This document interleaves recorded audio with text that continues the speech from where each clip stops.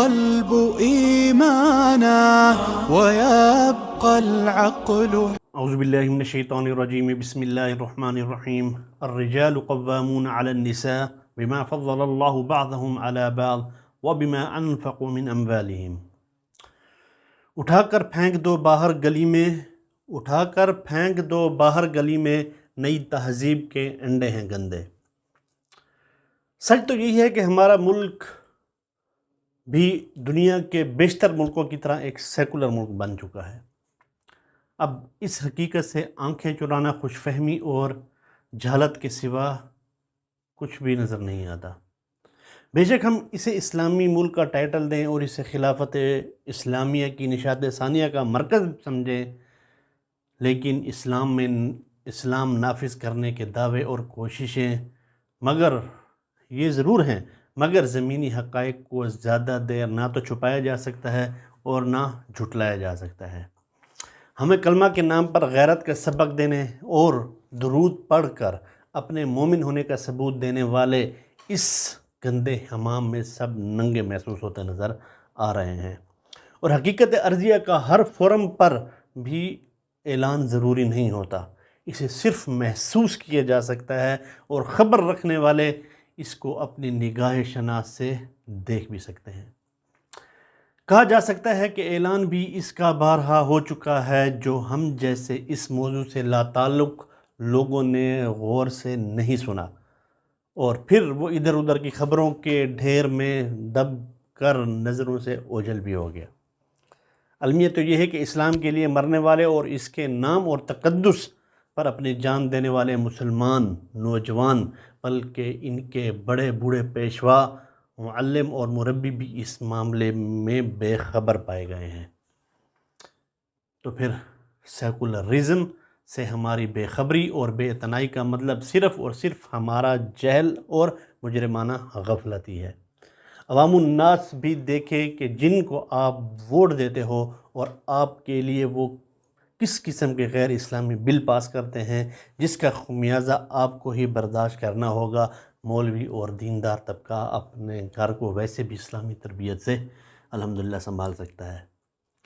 اسی چیز کو دیکھا جائے کہ بجٹ جیسے ایک اہم موضوع پر اس گھریلو تشدد بل کو سینٹ سے منظور ہو کر آئین پاکستان کا حصہ بنا دیا گیا، اور پھر چپکے سے ایک خوشنما نام لیکن اس کے جو مندرجات ہیں اس کو دیکھیں تو یوں لگے گا کہ جیسے کسی سیکولر لبرل مغربی فنڈڈ NGOs نے اپنا منشور ہی آئین پاکستان کا حصہ بنا دیا ہے. یہ خاندانی نظام خونی رشتوں اور خصوصاً والدین اور اولاد میاں بیوی کے درمیان تعلقات خانگی زندگی کی بنیادیں ہلا کر رکھ دے گا. اور اس اسمبلی سے اس سے پہلے وقف بل جو ہے نا وہ بھی اسی طرح پاس ہو چکا ہے اور پاس کروایا گیا ہے. یوں لگتا ہے کہ پاکستان کی تمام سیاسی پارٹیاں اس بات سے بے نیاز ہو چکی ہیں کہ اس ملک میں اقدار و روایات، اخلاق و تہذیب، شرافت و نجابت کو روننے والی کسی بھی طرح کی قانون سازی ہوتی رہے اور اس کا حصہ بھی بنے گی، اور انہیں اس کی پرواہ بھی نہیں ہوگی. اس مشترکہ قانون سازی کے دوران نہ کسی کو NRO کا طعنہ دینا یاد آیا، نہ عمران نازی کو پکار کر گالیاں دینے کی نوبت آئی، اور نہ کرپشن کے طعنے دینے والے نظر آئے. اسلام مخالفت میں تینوں بڑی پارٹیاں ایک ہی پیج پر نظر آئیں. ایک دوسرے کو کرپٹ کہنے والے، گالیاں دینے والے، طرح طرح کے الزامات لگانے والے اسلام کی مخالفت میں سبھی ایک ہوئے. کیوں کہ ایسے قوانین صرف پاکستان میں ہی نہیں بلکہ دنیا بھر کے ممالک میں تہذیبی، اخلاقی اور معاشرتی عمارت یعنی خاندان کی بنیادوں کو ہلانے اور آخرکار اسے مسمار کرنے کے لیے نافذ کیے جاتے ہیں. دکھ اور تکلیف کی بات تو یہ ہے کہ خاندانی نظام کی تباہی اور اسلامی اقدار کے منافی جس بل کو منظور کروایا گیا ہے، اسے جس کمیٹی نے ترتیب و تدوین بخشی ہے، اس کا سربراہ ولید اقبال تھا، جو شاعر مشرق علامہ اقبال کا پوتا ہے، جس کا شعر میں نے سنایا کہ نئی تہذیب کے انڈے ہیں گندے. وہ اقبال جس کی اشک سحر گاہی اس تباہی پر ماتم کرتے گزری گھریلو تشدد، تدارک اور روک تھام کہ اس بل میں گھریلو تشدد کی جو تعریف اس کے آرٹیکل 3 میں ہے وہ اس قانون کے خفیہ مقاصد کی وضاحت کے لیے از خود ہی کافی ہے۔ چونکہ یہ بل سینٹ میں انگریزی زبان میں پیش کیا گیا اور دانستہ طور پر اس کا اردو ترجمہ بھی فراہم نہیں کیا گیا۔ اس کا مین پوائنٹ جو ہے نا وہ میں آپ کو بتاؤں کہ domestic violence shall mean all acts of physical, emotional, psychological, sexual and economic abuse committed by or respondent against women, children, vulnerable persons or any other person with the respondent is or has been in a domestic relationship that causes fair physical or psychological harm to the aggrieved person۔ گھریلو تشدد میں ایسے تمام افعال شامل ہوں گے جو کسی گھر میں عورت، بچے یا نقصان پہنچائے جانے کے قابل شخص پر جسمانی، جذباتی، نفسیاتی، جنسی یا معاشی بدسلوکی کا باعث بن رہے ہوں۔ ایسا شخص گھر میں مقیم کسی بھی رشتہ دار کا شکار ہوتا ہو، جسمانی طور پر نقصان پہنچاتا ہو یا نفسیاتی طور پر پریشان کرتا ہو۔ اب ان کی گہرائی میں نہیں جاؤں گا، مستقبل کی تصویر آپ نے خود بنانی ہے۔ کیا کہتا ہے کہ والدین کا اپنے بچوں کی پرائیویسی آزادی میں حائل ہونا جرم ہوگا، یعنی والد کسی بیٹی سے نہیں پوچھ سکتا کہ رات آپ کہاں گزار کر آئی ہو، پوری رات فون پر کس سے باتیں کرتی رہی ہو۔ بیٹے سے نہیں پوچھ سکتا کہ رات کون سے کلب میں بیٹھ کر آپ نے نشہ کیا۔ اولاد کے بارے میں ناگوار بات کرنا، شک کا اظہار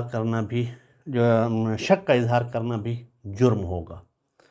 یعنی کہ بیٹے سے اگر آپ نے یہ کہا کہ آپ کے منہ سے بدبو آ رہی ہے، مجھے شک ہے کہ آپ نے نشہ کیا ہے یا سگریٹ پی ہے یا بری عادات میں آپ ملوث ہو، آپ کا اٹھنا بیٹھنا ٹھیک نہیں ہے، تو یہ قابل جرم ہے۔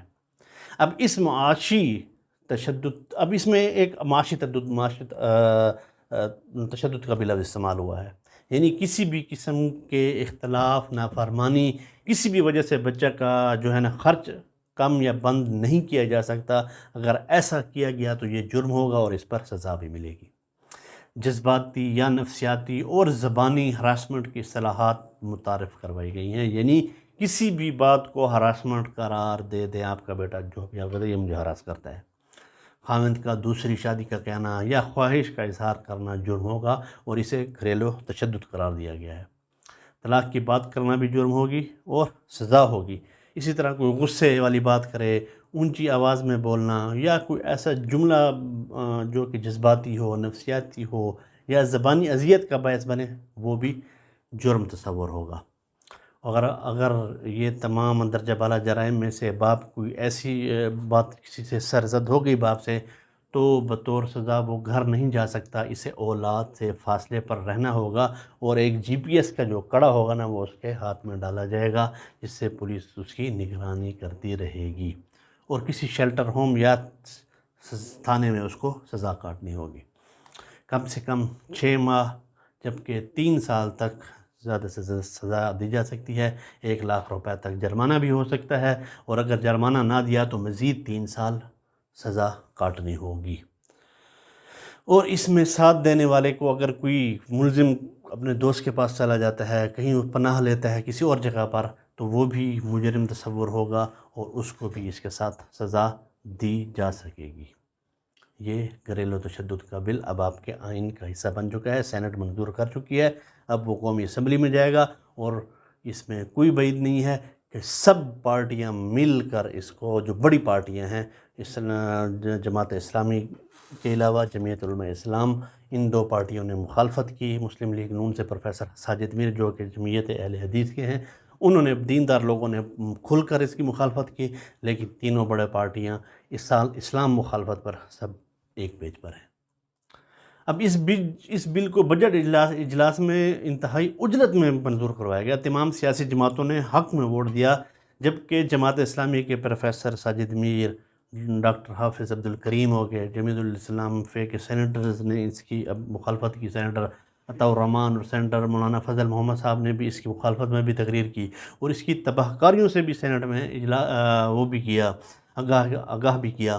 اور ایک ٹاک شو میں تو ڈاکٹر مشتاق احمد صاحب کا جو جماعت اسلامی کے ہیں، انہوں نے کہا تھا کہ میں اس کو پوری رات اس کی وجہ سے سو نہیں سکا کہ یہ کیا کھیل کھیلا گیا ہے ہمارے ساتھ۔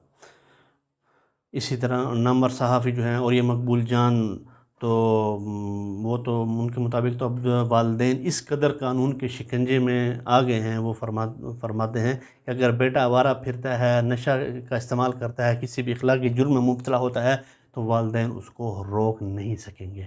اس طرح بیٹے کی آزادی اور پرائیویسی میں دخل دینا بھی قابل سزا جرم ہوگا۔ یہ تو جیسے عورت مارچ کا ایجنڈا جو ہے نا پاکستان کے اوپر نافذ کر دیا گیا ہے، جیسے کہ نہرگڑھ، الف اعلان، عورت فاؤنڈیشن وغیرہ جیسی NGOز ایسے قوانین ہی منظور کراتی ہیں، اور معاشرے کے سنجیدہ حلقوں کو احساس تک نہیں کہ ان کے ساتھ کیا کھیل کھیلا جا رہا ہے۔ چند طاقتور NGOز کس طرح ملکی آئین میں اپنا ایجنڈا شامل کر رہی ہیں، وہ اس میں آ کر دیکھ لیں اور سوچیں کہ ہم کس راستے پر چل رہے ہیں۔ والدین کو مجرم بنا کر پیش کرنا بھی ایک ایجنڈا ہی ہے۔ اس کے کئی مقاصد ہیں۔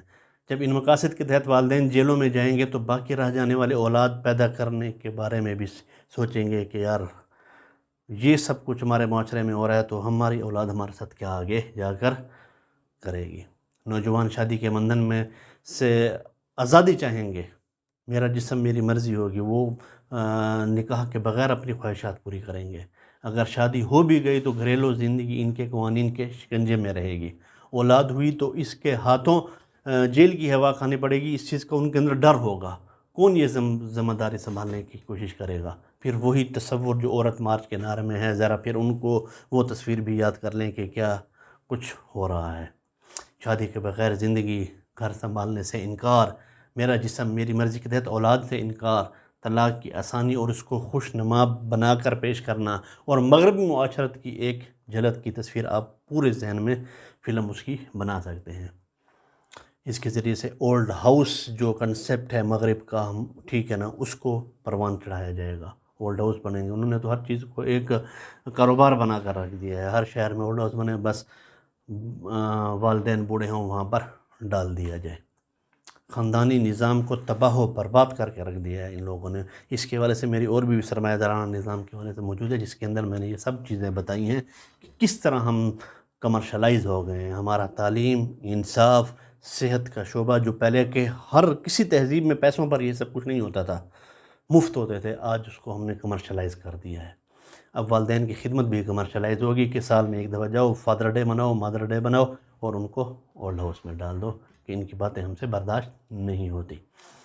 اس کے خاندانی نظام پر انتہائی گمراہ کن اثرات مرتب ہوں گے۔ یہ ایک مخصوص ایجنڈا ہے جس کے مقاصد بڑے واضح ہیں، اور اس کے تحت شادی کی عمر بڑھانے، دوسری شادی کو مشکل بلکہ ناممکن بنانے، طلاق کو قابل تعریف اور آسان بنانا، اور حدود آرڈیننس، مردوں کو کڑے پہنانے کے قوانین، غیرت کے نام پر قتل کے حوالے سے قوانین، کورٹ میرج کی آسانی، خواجہ سراؤں کو تحفظ ہم جنس پرستی اور اسقاط حمل کے قوانین میں یہ سب کچھ بن چکے ہیں، اور باقی پر پھر اب آہستہ آہستہ کام بھی جاری ہے۔